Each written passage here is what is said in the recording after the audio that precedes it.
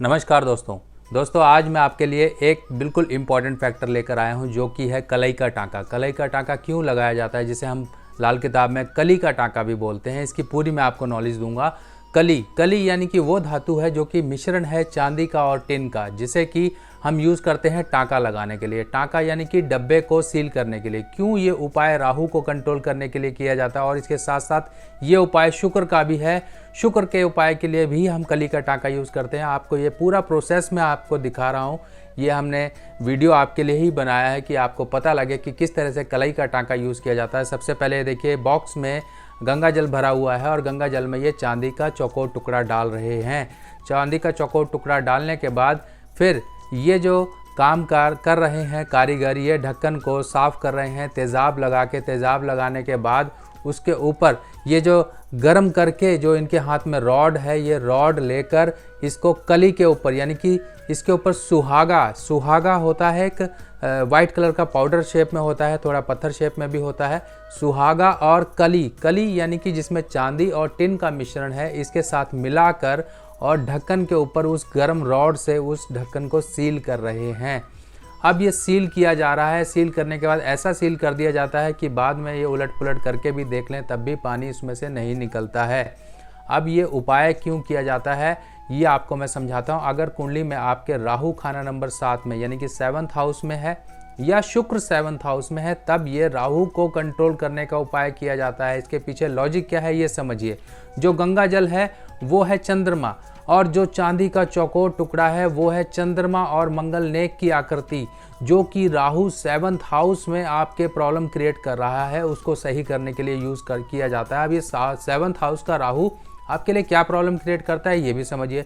7th house का राहु होगा तो आपको डाइजेशन की प्रॉब्लम दे देगा, आपकी मैरिड लाइफ में प्रॉब्लम दे देगा, जीवन साथी के हेल्थ खराब कर देगा, या फिर आपकी शादी होने में दिक्कतें क्रिएट कर देगा। बहुत से लोग 7th हाउस के राहु वाले परेशान इसी बात को होते हैं, उनकी शादी ही नहीं हो रही होती है, 40-45 साल उम्र हो जाती है, ऐसे ही घूम रहे होते हैं। किसी प्रकार से भी कहीं से कोई रिश्ता आता है तो वो हाथ से फिसल जाता है। बातें बनते बनते कहीं ना कहीं बीच में अटकलें आ जाती हैं, कहीं पर बात चलती है फिर स्टॉप हो जाती है।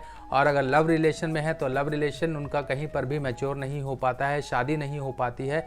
बहुत सी प्रॉब्लम्स हैं शादीशुदा ज़िंदगी में, ये बहुत ज़्यादा प्रॉब्लम करता है। राहु 7th हाउस का इंसान के जीवन में डाइवोर्स, सेपरेशन या फिर किसी तरह की ग्रह क्लेश की स्थिति पैदा करता है। और ये राहु अगर 7th हाउस का बिगड़ा हो, अगर बुध के हालात ख़राब हों, तो ये बहुत ज़्यादा प्रॉब्लम्स क्रिएट करता है। ऐसा व्यक्ति दूसरों के द्वारा ठगा जाता है, यानी कि उसके अपने ही उसको लूट लेते हैं और अपने ही लूट के उसका पैसा खा जाते हैं। इंसान को पेट की गंदी बीमारियां होती हैं, डाइजेशन उसका सही नहीं रहता है। इंसान की अगर हम बात करें तो जीवन में बहुत सारे उतार चढ़ाव आते हैं और कारण बहुत सारे हो सकते हैं। जिसका 7th हाउस का राहु होता है उसके घर में नॉर्मली पुरानी दवाइयाँ पड़ी होती हैं, पुराने बिजली के सामान पड़े होते हैं, ससुराल से कुछ ना कुछ इलेक्ट्रॉनिक्स का सामान ले लेता है, तो ये राहु आपके लिए प्रॉब्लम क्रिएट कर देता है। अब यहाँ पर राहु को कंट्रोल करने के लिए हम कौन कौन सी शक्तियाँ यूज़ करते हैं वो समझिए। सबसे पहले शक्ति है चंद्रमा, दूसरी शक्ति है मंगल नेक। मंगल जो ही की महावत है और राहु जो है वो हाथी है।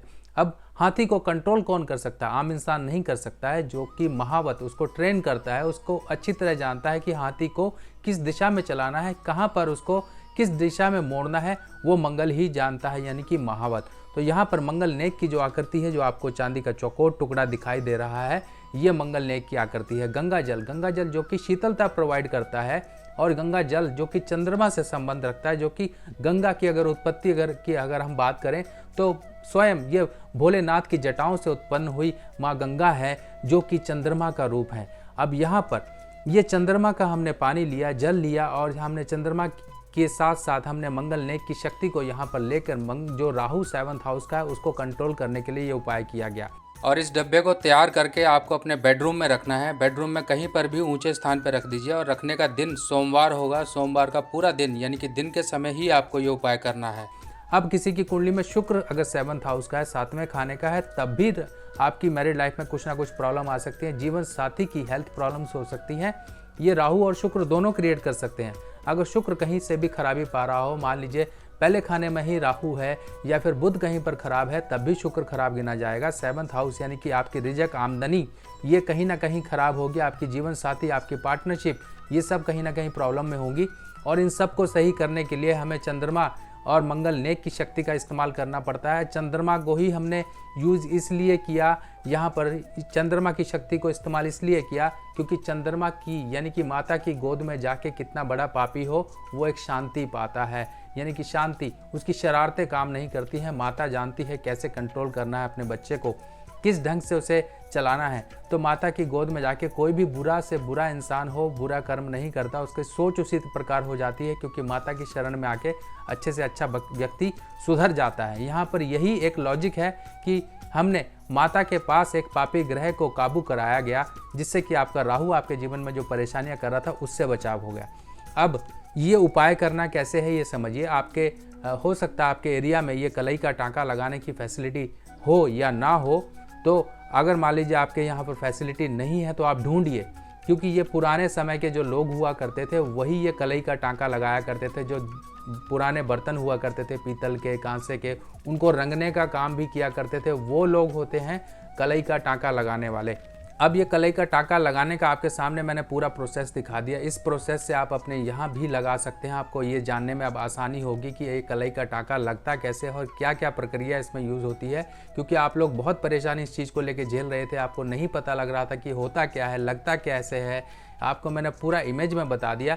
अब इसके साथ साथ आपको ये उपाय के साथ साथ और चीज़ों का भी सावधानी रखनी है ताकि आपके साथ राहु और शुक्र की परेशानियां ना हो। अगर आपकी शादी हो रही है तो शादी के समय, कन्यादान के समय आप 2 चांदी की ठोस ईंटें जो कि 10-10 ग्राम की हो वो कन्यादान के साथ ही संकल्प करा के लड़की को दे दीजिए, ताकि लड़की अपने साथ जीवन भर संभाल के रखे। राहु की शरारतें उसके जीवन में कहीं पर भी उसकी मैरिड लाइफ में प्रॉब्लम क्रिएट ना करें, चाहे ये लड़के की कुंडली में है चाहे लड़की की कुंडली में है।